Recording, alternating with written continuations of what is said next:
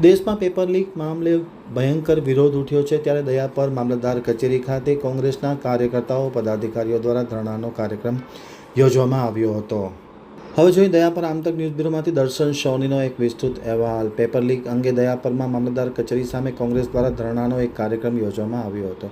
કોંગ્રેસના આગેવાન હુસેનભાઈ રાયમાએ આમતક ટીવીની સાથેની વાતચીતમાં માહિતી આપતા જણાવ્યું હતું કે પેપર લીક અંગે દયાપર કોંગ્રેસ દ્વારા ધરણા આજે યોજવામાં આવ્યો છે. મોટી સંખ્યામાં કોંગ્રેસના કાર્યકર્તાઓ, આજુબાજુના ગામડાના કાર્યકર્તાઓ પણ ઉપસ્થિત રહ્યા છે. સાથોસાથ પીસી ગઢવી પણ ખાસ હાજર રહ્યા છે અને તાત્કાલિક અસર જે પેપર લીકનો મામલો છે તે બાબતે સરકાર તટસ્થ પગલાં લે તેવી પણ માગણી કરવામાં આવી હતી. 33 ગ્રામ પંચાયત છે પણ તલાટીઓ ઓછા છે, આથી સરકાર તાત્કાલિક અસરથી ઘટતું કરે એવી હુસેન રાયમા, પીસી ગઢવી, મામદભાઈ જુગ, અલી મામદ જત, સમરતદાન ગઢવી સહિતના લોકોએ માંગ કરી છે.